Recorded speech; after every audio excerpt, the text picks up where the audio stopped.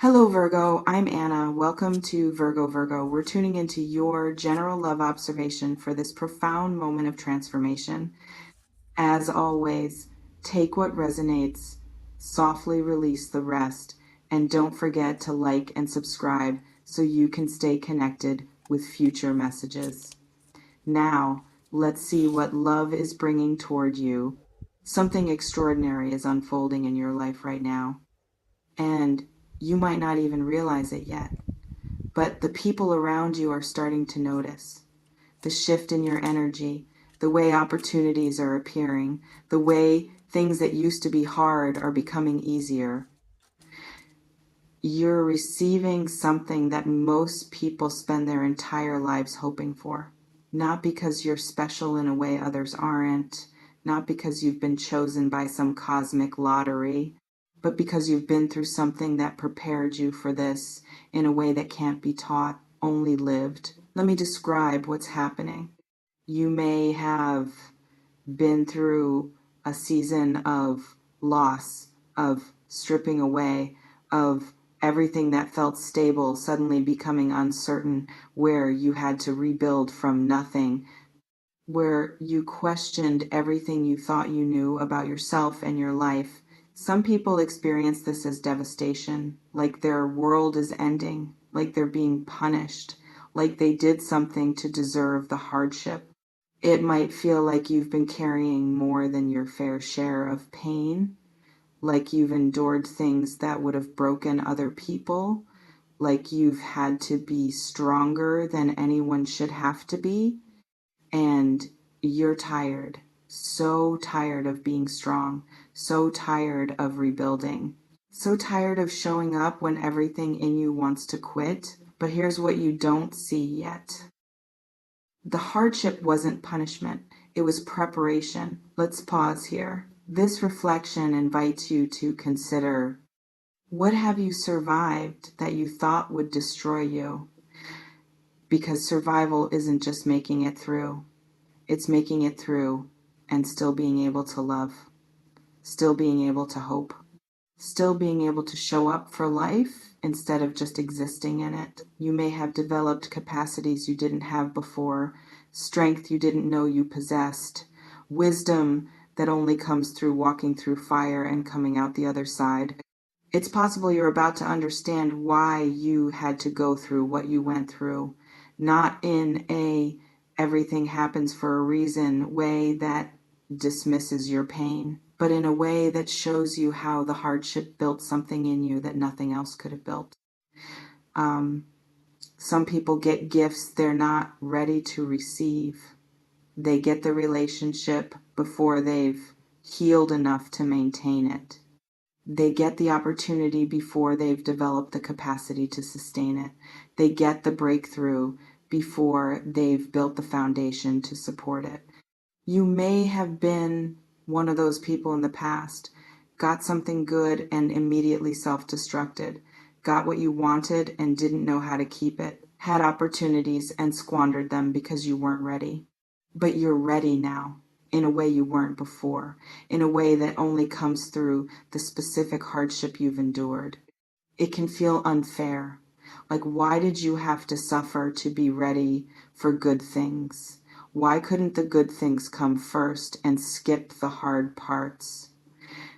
Because that's not how growth works. You don't develop depth without pressure. You don't build strength without resistance. You don't gain wisdom without walking through things that require you to learn. This reflection invites you to consider, how have you become wiser through what you've endured? There's something specific about what this rare gift actually is. It's possible the gift is clarity. You can see through people and situations in a way you couldn't before. You're not fooled by performance. You're not swayed by potential. You see what is not what you wish it was. That clarity is rare because most people spend their whole lives seeing what they want to see, believing what they want to believe, ignoring red flags because acknowledging them would require hard choices. But you can't do that anymore. You've been hurt too deeply by ignoring your instincts. You've paid too high a price for seeing the best in people who showed you exactly who they were. Some people call this jaded, but it's not jaded. It's just not naive anymore. And there's a difference. You may attract different people now. People who don't need you to ignore their flaws. People who show up correctly from the start. People who match your clarity with their own honesty. Or the gift is boundaries. You finally understand that protecting your peace isn't selfish, that saying no isn't cruelty, that you don't owe anyone access to you just because they want it. This might be the rarest gift of all, because most people struggle their whole lives to set boundaries without guilt, to prioritize themselves without shame, to choose their well-being over other people's comfort. It can feel isolating at first, like your new boundaries are pushing people away, like you're being too much or too difficult or too something. But the people who leave when you set boundaries weren't respecting you when you didn't have them. They were just benefiting from your lack of them. This reflection invites you to consider what became possible when you finally learned to say no. Let me talk about why this is happening now. It's possible you've reached a tipping point where the accumulated pain of staying the same became greater than the fear of changing, where you finally got tired enough of your own patterns to actually break them.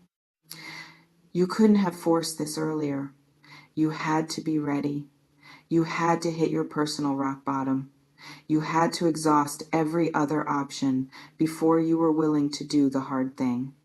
And the hard thing, it's usually letting go of people who aren't good for you, of situations that drain you, of versions of yourself that no longer serve who you're becoming.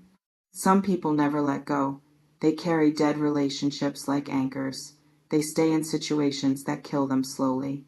They choose familiar pain over uncertain healing. You may have been close to becoming one of those people, close to accepting that this is just how your life is, that you don't get the good things, that suffering is your baseline. But something in you refused to accept that. Some part of you knew you deserved more, even when you couldn't see how to get there, even when the path forward was completely unclear. That refusal to settle, that's what opened the door for the gift to arrive. It can feel like you're being rewarded for suffering, but it's not that. You're being rewarded for choosing growth over comfort, for choosing truth over familiar lies, for choosing yourself even when it meant disappointing others. This reflection invites you to consider, what did you finally choose for yourself that you'd been avoiding? There's something about love specifically that this gift transforms. It's possible you're about to experience love in a way you never have before. Not because you're meeting someone new, though you might, but because you're capable of receiving love differently now. You used to attract from wounds, from the part of you that needed validation, that needed someone to prove you were worthy, that needed someone to fill the holes you had. And wounded attraction brings wounded people. People who need you to be broken so they can fix you, or people who are broken and need you to save them, or people who can't handle your wholeness so they work to diminish it.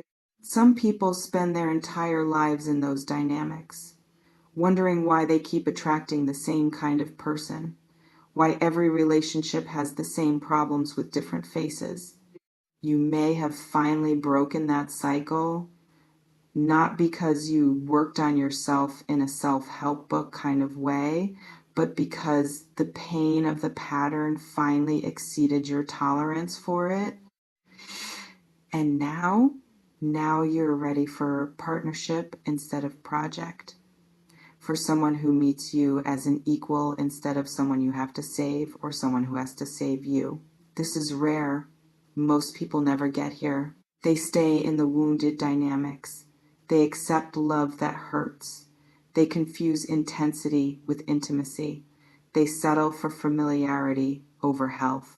It can feel strange to be attracted to stability when you're used to chaos, to be drawn to someone who's consistent when you're used to drama, to want peace when you're conditioned to expect war.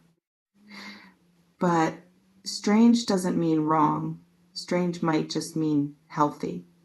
And healthy takes getting used to when you've been sick for so long you thought it was normal. This reflection invites you to consider what kind of love matches the healed version of you. Let me talk about what you might need to do to fully receive this gift. It's possible you need to stop waiting for the other shoe to drop. Stop expecting that good things come with catches. Stop preparing for disaster when things are going well. You need to practice receiving, which sounds easy, but it's not. Receiving requires vulnerability, requires believing you're worthy, requires letting your guard down when every experience has taught you to keep it up. Receiving means when someone shows up correctly, you don't immediately look for what's wrong with them. You don't create tests they have to pass. You don't sabotage because healthy feels unfamiliar. Some people are so afraid of being hurt again that they reject good things before good things can reject them. They create problems that don't exist. They push away people who are treating them well. They choose familiar pain over uncertain joy. You may be tempted to do this, to protect yourself from potential future pain by rejecting present good, to stay guarded because being open didn't work out before.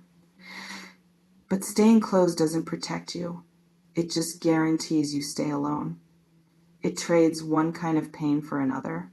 And the pain of never trying is worse than the pain of trying and it not working. It can feel terrifying to be open after being hurt, like you're walking around with no skin, like everything can hurt you, like vulnerability is just inviting people to wound you again. But vulnerability with discernment isn't dangerous. It's powerful. It's being open with the right people, soft with those who've earned it, boundaried with those who haven't. This reflection invites you to consider, can you stay open without being naive? There's something about gratitude that matters here. It's possible the gift isn't complete until you acknowledge it, until you recognize what you've been given, until you stop taking for granted the capacity you've developed through hardship. You're not who you were 2 years ago. You're not who you were 6 months ago. You've evolved in ways that would have seemed impossible when you were in the middle of the pain. And that evolution, that's the gift. Not the external things that might come, not the relationship or the opportunity or the breakthrough. Those are just reflections of the internal gift. Some people chase external validation of their growth. They need someone to notice, to praise, to confirm that yes, you've changed, yes, you're different, yes, you're better. You may have been seeking that validation, wanting someone to see how far you've come, to acknowledge the work, to witness the transformation. But you don't need external confirmation. You know what you've survived. You know what you've overcome. You know who you've become in the process. That knowing is enough.